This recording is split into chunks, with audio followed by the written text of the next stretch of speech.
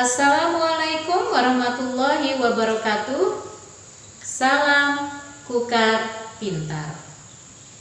Apa kabar anak-anak? Sehat kan? Semoga kalian selalu sehat ya. Jumpa lagi bersama Ibu Nur Rasyidah dalam kegiatan pembelajaran Bahasa Indonesia kelas 9 dengan materi pokok bab 3 teks cerita pendek. Pada pertemuan kelima ini, Ibu akan mengajak kalian untuk mengungkapkan pengalaman dan gagasan dalam bentuk cerita pendek.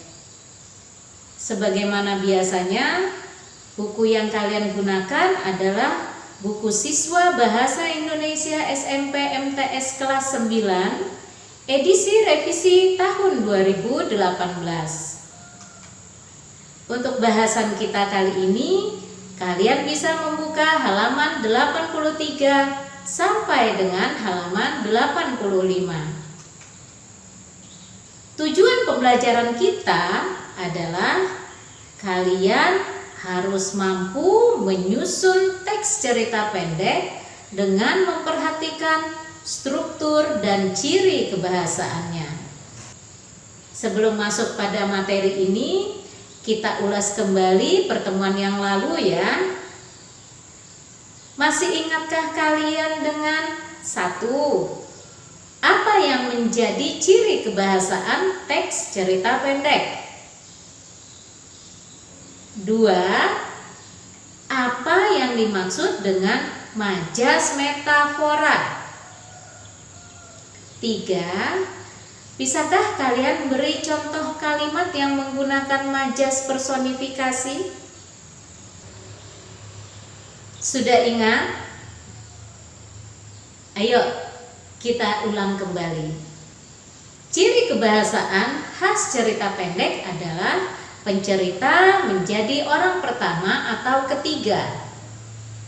2. Metafora adalah majas yang memberikan perbandingan tidak langsung atau tersembunyi.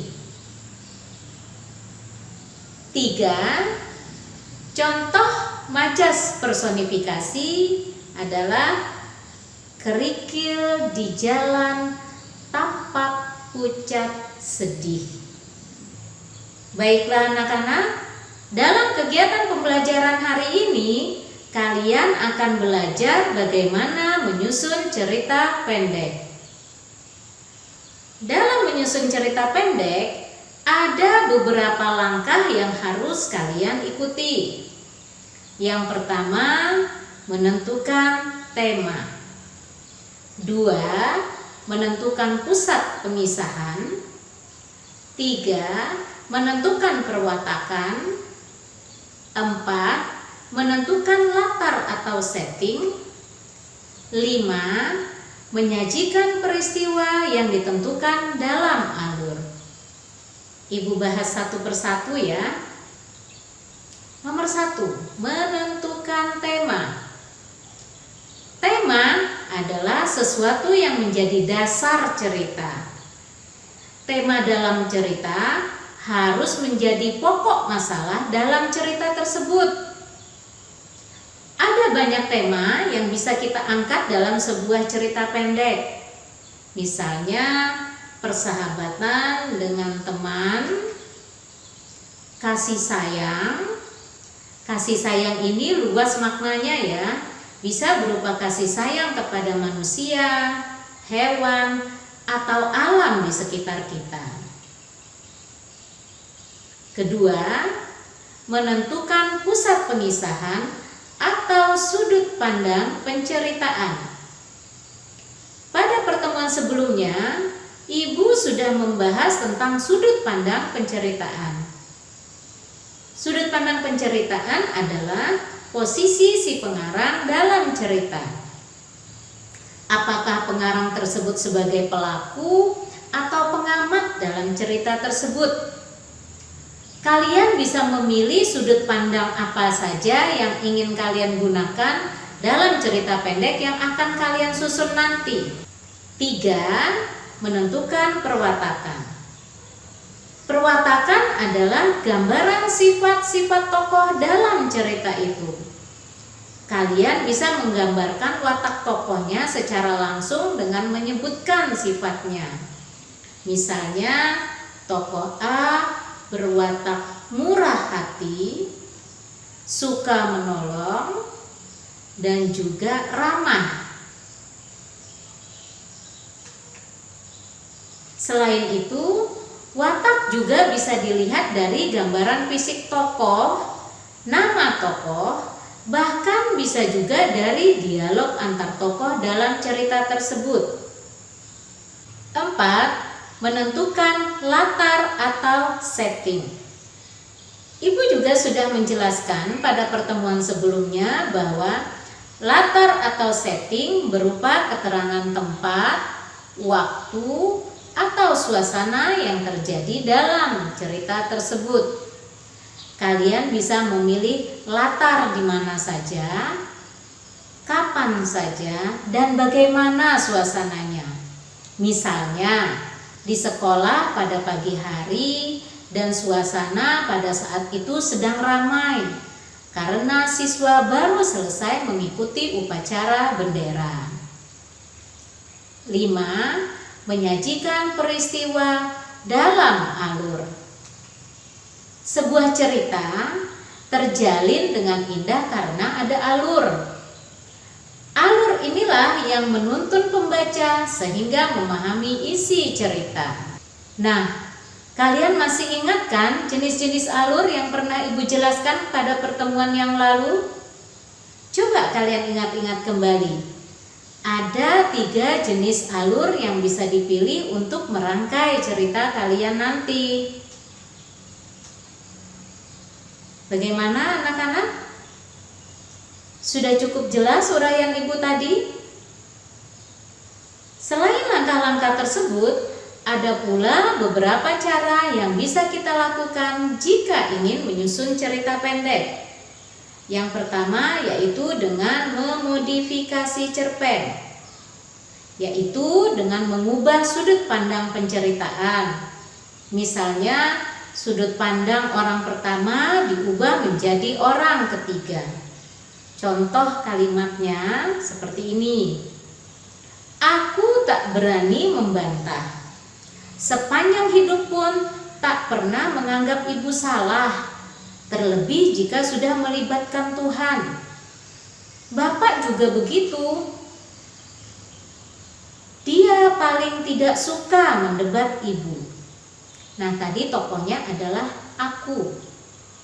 Sekarang kita ubah menjadi sudut pandang orang ketiga. Modifikasinya seperti ini. Riko tak berani membantah. Sepanjang hidup pun tak pernah menganggap ibu salah, terlebih jika sudah melibatkan Tuhan. Bapaknya pun begitu. Lelaki itu paling tidak suka mendebat istrinya. Jadi seperti itu cara memodifikasi cerita pendek. Cara yang kedua yaitu melanjutkan cerita pendek. Untuk melanjutkan cerita pendek ini, kalian bisa melanjutkan cerita yang alur bagian klimaksnya diputus. Jadi kalian bisa menyelesaikannya sampai pada bagian resolusi. Contohnya seperti ini. Dalam keadaan masih tampak pusing, ayah Nalea mengajak anaknya segera membereskan beberapa barang seperti buntalan baju, radio, dan tas. Mereka harus buru-buru pergi jika tidak ingin dibawa ke panti sosial. Nah, kalian bisa melanjutkannya dengan kalimat seperti ini. Tiba-tiba terdengar teriakan menyuruh mereka berhenti. Ayah Nalea terus berlari sambil menggendong anaknya. Dari jauh terdengar suara kios yang dirobohkan. Malam ini mereka harus tidur di emperan toko lagi. Cara yang ketiga yaitu membuat cerita pendek berdasarkan ilustrasi atau gambar. Nah, ini biasanya kalian bisa menyusun ceritanya dengan hanya melihat gambar tentang tokoh cerita atau suatu peristiwa, kemudian kalian tinggal menyusunnya menjadi sebuah cerita pendek. Ibu sajikan sebuah gambar ya. Kalian bisa menyusunnya dengan kalimat seperti ini. Hujan yang turun deras sejak kemarin membuat air semakin dalam. Namun itu tidak menyurutkan langkah Amin untuk menjajakan jualannya. Bocah lelaki 10 tahun itu tetap menawarkan kue yang dibawanya. Hari ini kue itu harus habis karena Amin membutuhkan upahnya untuk membeli obat ibunya. Ayah Amin sudah meninggal dunia ketika Amin berumur 5 tahun.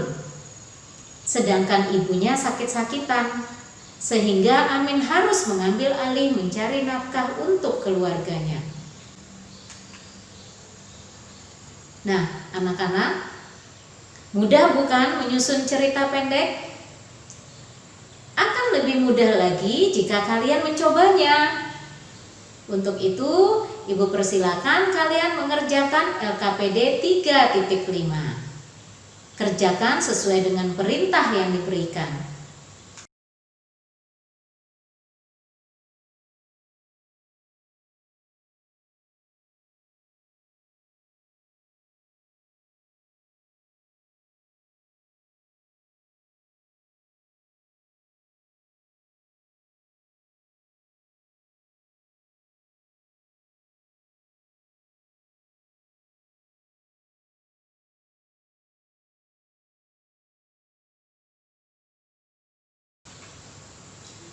Pada pertemuan ini kita telah menyelesaikan bab 3, teks cerita pendek.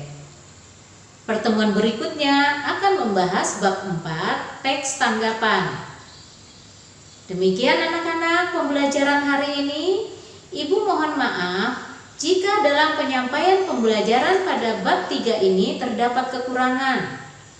Semoga pada pembelajaran berikutnya Ibu bisa lebih baik lagi. Terima kasih, selamat belajar, tetap semangat. Assalamualaikum warahmatullahi wabarakatuh. Salam Kukar Pintar.